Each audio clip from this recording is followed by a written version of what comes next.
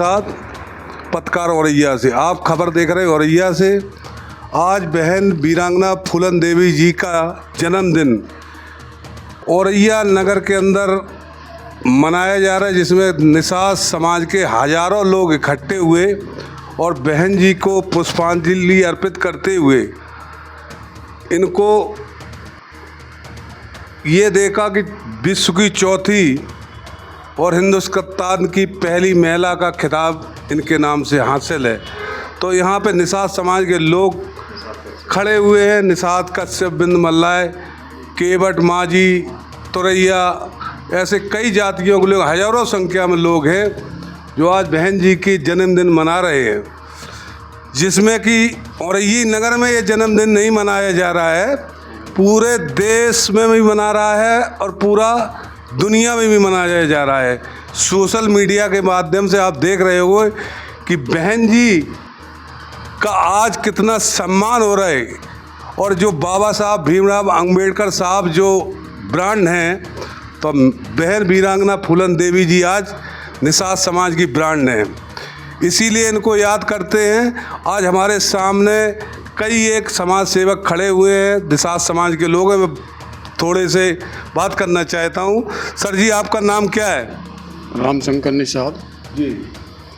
आप रामशंकर निषाद जी, आप आज बहन वीरांगना फूलन देवी जी का जन्मदिन है, इसके बारे में क्या कहना चाहते हैं? पहले तो मैं ईटीवी के प्रेस रिपोर्टर जी का स्वागत करता हूं और धन्यवाद देता हूं। आज वीरांगना फूलन देवी का जन्मदिन है और भारत के कोने कोने में इनका जन्मदिन मनाया जा रहा है।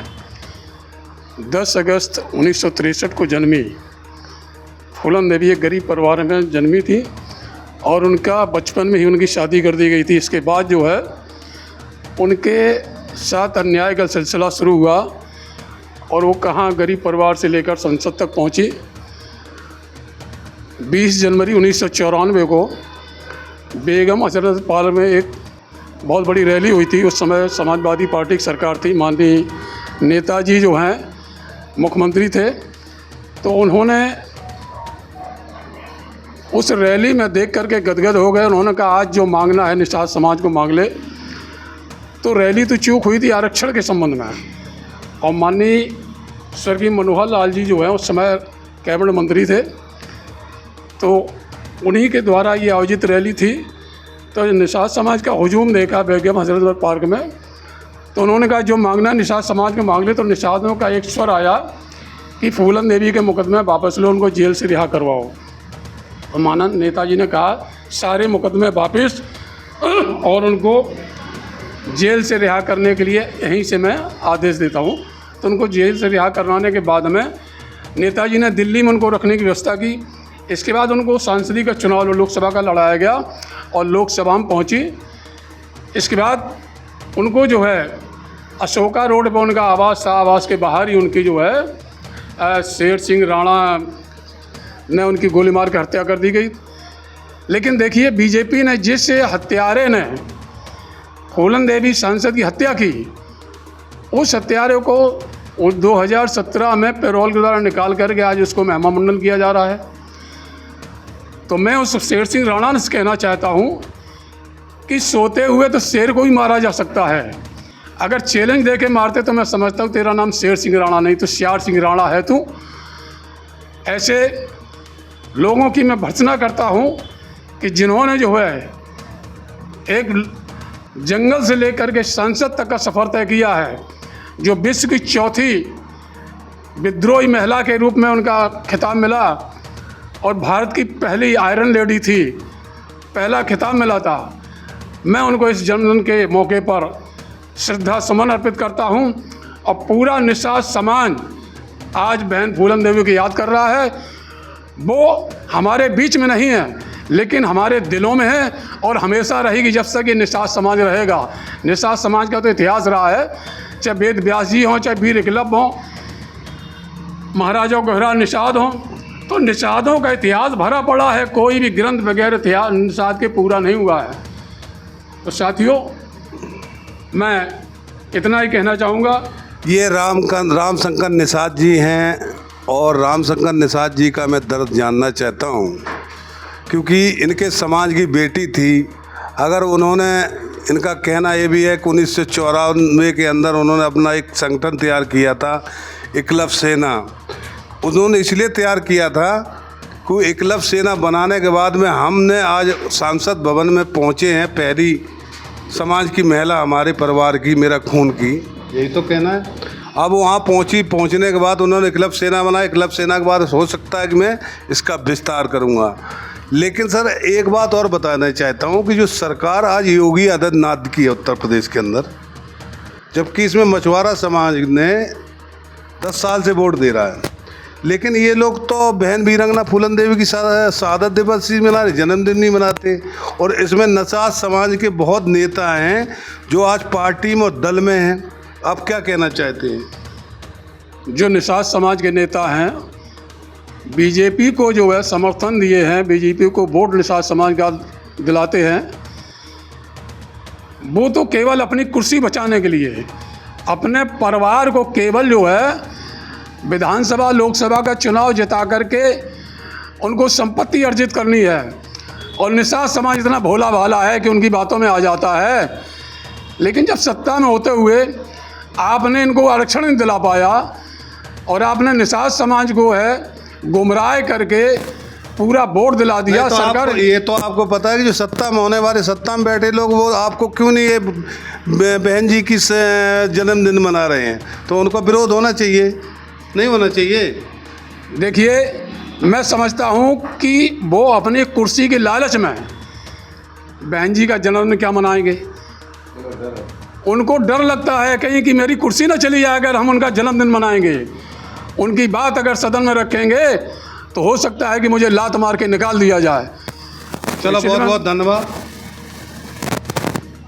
घर की लड़ाई, घर परिवार की लड़ाई, जो चाचा ताऊ की लड़ाई होती हैं, एक दूसरे की ज़मीन हड़पना, और उस लड़ाई में नैतिक तरीके के बजाय अनैतिक चीज़ों का उपयोग करना, यानी जो विरोधी है यानी अपने भाई को नीचा दिखाने के लिए और खुद सफल होने के लिए गलत लोगों का साथ लेता है। तो यहाँ के गलत, गांव के गलत लोगों को साथ लिया जाए। गांव के गलत लोगों के बजाय हम जंगल के गलत लोगों का भी साथ लेते, क्यों? अपने भाई को नीचा दिखाने के लिए। और अब वो गलत साथ क्या लिया? ऐसा लिया कि मतलब क्या माँ बहनों की इज्जत भी सुरक्षित नहीं, पुरुषों की जान सुरक्षित नहीं, लेकिन माँ बहनों की इज्जत भी सुरक्षित नहीं। तो मजबूरी में जब जाना पड़ा, तो जब अपार कष्ट कोई सहता है, सहनशीलता की भी तो कोई सीमा होती है, कहीं से तो उसकी अंत होती है। तो वहाँ से दो ही रास्ते पैदा होते हैं, या तो आत्महत्या या फिर कुछ कर गुजरने की तमन्ना। तो अब जो वीरांगना थी, खासतौर से उनको हर डाकू को वीरांगना नहीं कहा जाता, मतलब डाकू को वीर नहीं कहा जाता और किसी महिला डाकू को वीरांगना नहीं कहा जाता है। वीरांगना उनके डाकूपन की नहीं थी, लेकिन वीरांगना तब कहलाई जब उनके अंदर का स्वाभिमान जागा कि अब इससे ज़्यादा अन्याय बर्दाश्त किया नहीं जा सकता, या तो अब अपने प्राण आत्महत्या करके दुनिया से विदा ले लो, या फिर ये भी एक गलत रास्ता है, क्योंकि इससे दूसरे हजारों लाखों मरते हैं, मैं भी मर जाऊंगी, तो इससे संदेश तो कुछ ना जाएगा। तो उन्होंने कहा कि अब खुद मरना के बजाय अब अन्यायी से बदला लेना है, अन्यायी को मारना है। कुछ लोग गलत फहमी में, अज्ञानतावश, गलत प्रचार के कारण ऐसा कह देते हैं कि वीरांगना फूलन देवी ने किन्हीं ठाकुरों को मारा, किन्हीं क्षत्रियों को मारा, किन्हीं राजपूतों को मारा। ये कहना ठीक नहीं है, ये केवल अज्ञानता के कारण हम ऐसा कहते हैं। असल में उनको मजबूरी में जो कुछ भी करना पड़ा अपने स्वाभिमान और सम्मान की रक्षा के लिए, वो अपराधियों के साथ उन्होंने ऐसा किया। उन्होंने किसी जाति को नहीं मारा, बल्कि अपराधी को मारा, अन्यायी को मारा, उनके साथ अन्याय अत्याचार करने वाले को मारा, उनकी इज्जत से खिलवाड़ करने वाले के साथ किया, तो कहा जाता है कि उन्होंने कई लोगों की या 20-22 लोगों की हत्या की। ये ठीक नहीं है, क्योंकि ये कभी नहीं कहा जाता है कि राम ने रावण की हत्या की। कहीं कहा जाता है क्या? कृष्ण ने कंस की हत्या की, ऐसा कहा जाता है क्या? नहीं। हम क्या कहते हैं? राम ने रावण का वध किया, कृष्ण ने कंस का वध किया। क्योंकि अन्यायी, अत्याचारी और अपराधी को जब रास्ते से हटाया जाता है तो वो जरूरी होती है समाज की रक्षा के लिए, आत्मसम्मान की रक्षा के लिए, समाज के सम्मान की रक्षा के लिए जरूरी होता है। इसलिए कहते हैं कि राक्षसों का वध किया जाता है ना, राक्षसों की हत्या नहीं की जाती है। तो आपने किया, वो हत्याएं नहीं, वो अपराधियों का वध था। लेकिन हम गलती से, गलतफहमी से, अज्ञानता से या दूसरों की सुनी सुनाई बातों से हम ऐसा कहते हैं। तो उन्होंने अपराधियों को सजा दी, ना कि किसी इंसान को। हत्या उसे कहते हैं, निरपराध को मारना हत्या है, और अपराधी को मारना हत्या नहीं, वो जरूरी उसको वध कहा जाता है। और उस जंगल के जीवन से निकल के माननीय सांसद बनी, एक बार नहीं 2 बार बनी। यदि वो जीवित रहती तो और कितने बार बनती।